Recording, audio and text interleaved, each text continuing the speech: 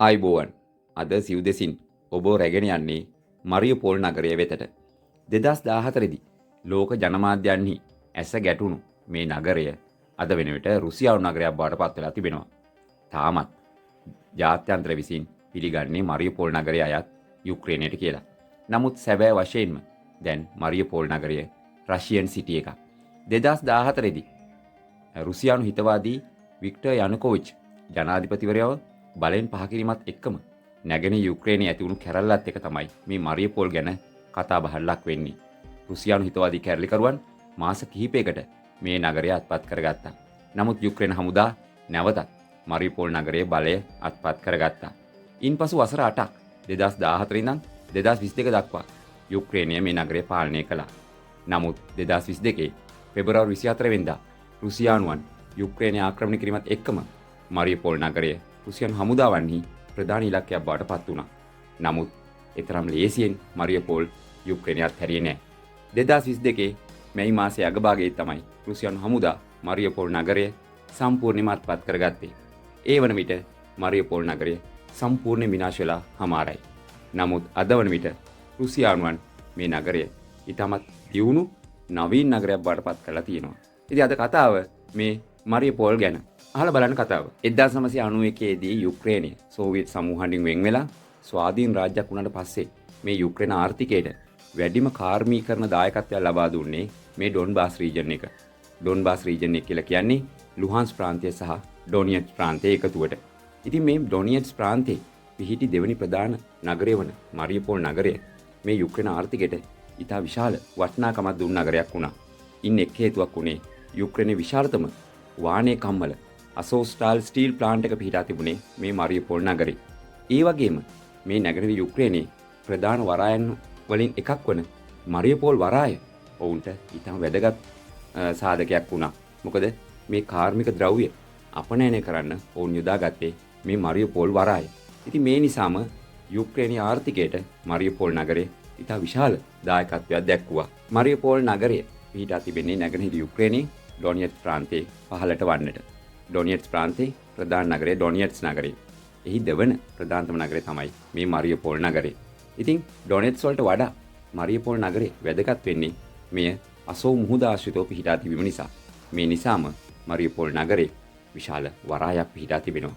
ඉතින් මේ අසෝව් මුහුදේ තිබෙන විශාලතම වරායවල වලින් එකක් තමයි මරියුපෝල් වරාය. 2014ට කලින් මරියුපෝල් නගරේ ජනගහනය ලක්ෂ 5ක් පමණ සිටියා කියලා කියනවා. නමුත් 2014 මේ කැරලි කෝලාහලෙන් පස්සේ ජනගහනය යම් ආකාරයට අඩු වුණා. 2022 රුසියානු ආක්‍රමණයත් එක්කම ජනගහනය ලක්ෂය දක්වා අඩු වුණා. ඉතින් මේ නගරය පිහිටා තිබෙන්නේ ඉතාමත් වැදගත් ස්ථානයක අසෝව් මුහුද ආශ්‍රිතව. ඉතින් මේ නිසාම තමයි මරියුපෝල් නගරයට ඉතා වැඩි වටිනාකමක් ලැබිලා තියෙන්නේ. ඒ වගේමයි මේ නගරේ ජනගහනය ගත්තොත් රුසියානුවන් වගේම යුක්‍රේන වැසියනුත් සම වගේ ජීවත් වෙනවා. හැබැයි මේ සියලු දෙනාම කතා කරන්නේ රුසියානු භාෂාව. ඉතින් මේ නිසා තමයි මේ නගරය රෂියන් සිටි එකක් කියලා කියන්නේ. මොකද සෝවියට් සමයේ ඉඳලා සෝවියට් වරු මේ නගරය ඉතා වැදගත් සංස්කෘතික නගරයක් විදියට දියුණු කළා. ඒ නිසා තමයි මේ මරියුපෝල් වැසියනු රුසියාවත් එක්ක එකතු වෙන්න වැඩි කැමැත්තක් තියෙන්නේ. මේ වීඩියෝ දර්ශන පෙළ මේ 2022 මේ රුසියානු හමුදා සහ යුක්‍රේන හමුදා අතර ඇති වුණු මරියුපෝල් සටන. මේ මරියුපෝල් සටන මාස 3ක් පමණ තිබුණා. ඉතින් මේ නගරය සම්පූර්ණයෙන් වට කරන්න රුසියානු හමුදා සමත් වුණා. විශේෂයෙන්ම චෙච්නියාවේ අක්මත් විශේෂ බලකාය මේ සටනට නායකත්වය දුන්නා. අවසානයේ යුක්‍රේන හමුදාවන්ට මේ අසෝස්ටාල් ස්ටීල් ප්ලාන්ට් එක ඔවුන්ගේ අවසාන බලකොටුව බවට පත් කරගන්න සිදු වුණා. මොකද යුක්‍රේන සෙබළුන් සම්පූර්ණයෙන්ම කොටුවීමක් වුණා. අවසානයේදී උනේ රුසියානුවන් සම්පූර්ණයෙන් මේ අසෝස්ටාල් ස්ටීල් ප්ලාන්ට් එක සීල් කරලා එයට දිගට හරහට ගුවනින් බෝම්බ ප්‍රහාර එල්ල කළා. ඉතින් යුක්‍රේනයට කිසිම අවසන් තීන්දුවක් ගන්න දෙයක් තිබුණේ නැහැ. ඔවුන්ට සිදු වුණේ යටත් වෙන්න විතරයි. අවසාන වශයෙන් යුක්‍රේන සෙබළුන් 3000කට අධික ප්‍රමාණයක් මේ මරියුපෝල් සටනෙන් රුසියානුවන්ට යටත් වුණා. ඒ සමගම රුසියානුවන් මරියුපෝල් නගරය තමන්ගේ නගරයක් බවට පත් කරගත්තා. මේ ඔබට මේ රූපරාම පෙළ බලන්න මේ යුක්‍රේන හමුදා සහ රුසියානු හමුදා අවසාන සටන මේ අසෝස්ටාල් ස්ටීල් ප්ලාන්ට් එක ආශ්‍රිතව සිදුණු දැවැන්ත සටන මේ වීඩියෝ දර්ශන පෙළ. මේ මරියුපෝල් සටනත් එක්කම තවත් එක් සුවිශේෂී නාමයක් ගැන කතා වුණා. ඒ තමයි යුක්‍රේන හමුදාවට සහය දැක්වූ අසෝව් බලකාය. මේ අසෝව් බ්‍රිගේඩ් එක ජර්මන් නට්සි සංකල්පත් එක්ක දියුණුණු සහ බැඳුණු බලකායක් විදිහට රුසියානුවට සැලකුවා.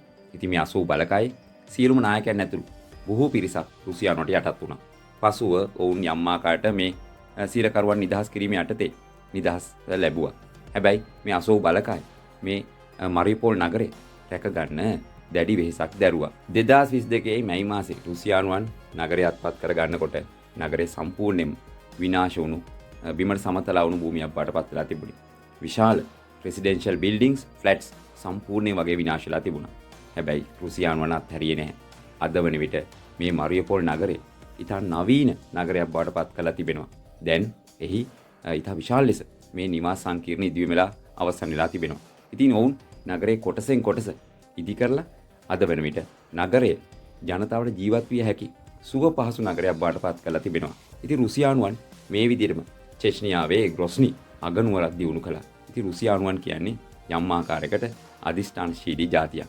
ඉතින් ඔවුන් මේ බිමට සමතලා වුණු මරියපොල් නගරය මේ බලන්න මේ වීඩියෝ දර්ශන අද වන විට ඉතාමත් නවීන පහසුකම් සහිත නගරයක් බවට පත් කරලා තියෙනවා. මේ වීඩියෝ දර්ශන පෙළ මරියපෝල් නගරේ වර්තමාන තත්ත්වය. බලන්න මේ වීඩියෝ දර්ශන පෙළ. අද කතා කළේ මේ රුසියානුවන් අත්පත් කරගත් යුක්‍රේන නගරය මරියපෝල් ගැන. මරියපෝල් නගරේ වසර 3කට පස්සේ දැන් තිබෙන තත්ත්වය ගැන. ඉතින් ඉදිරියේදී අපි තවත් මෙවැනි තොරතුරු ගැන කතා කරමු. අද සමුගන්නම් ඔබට සුබ දවසක්.